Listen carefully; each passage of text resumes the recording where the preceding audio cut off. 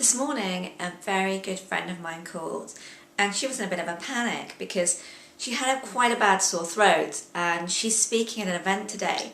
So she was really worried that she'd lose her voice, or that people wouldn't hear her clearly enough, or that generally it would just hurt as well. So I called her and I said it would be amazing if we could have a short session on Skype so I can share some techniques with you.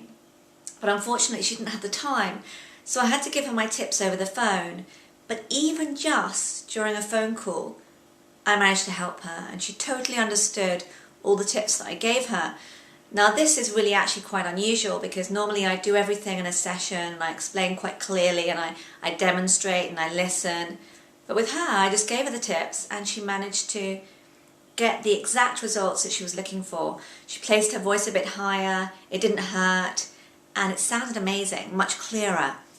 And she actually wasn't even aware of the fact that she had a sore throat anymore. And this is what everyone can do.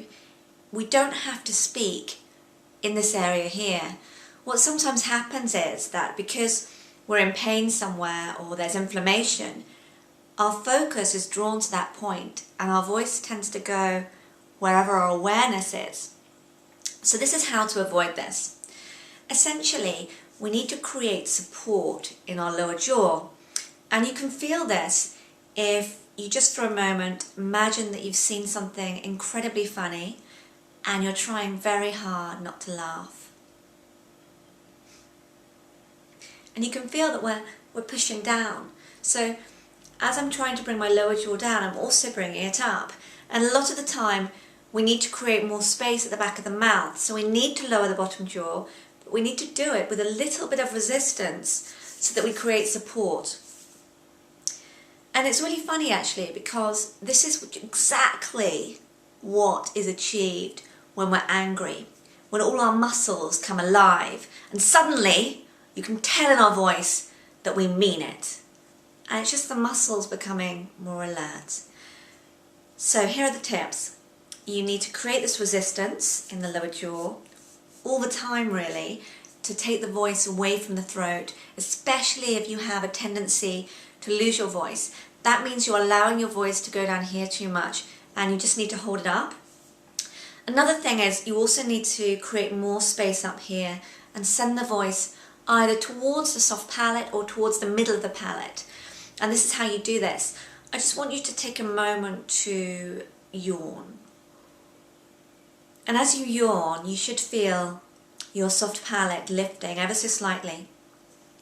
And now I'd like you to do the same, but this time bringing the lower jaw down as well, creating a stretch. So all we do now is we support here and we send the voice upwards. And this means that it's going upwards and backwards as opposed to being down here. And it's okay to speak down here some of the time, that's fine. But if you feel like your voice is straining, then you need to take it up a notch. So you can actually have complete control over your voice. You can move the sound to different places once you understand how all the muscles work. So it's just a matter of playing around with this. Keep becoming aware of this sensation of your lower jaw being slightly more alert. It's like the difference between my hand being like this or being like this. I don't necessarily need it to be like this, just alert. And that's what we're doing with the lower jaw.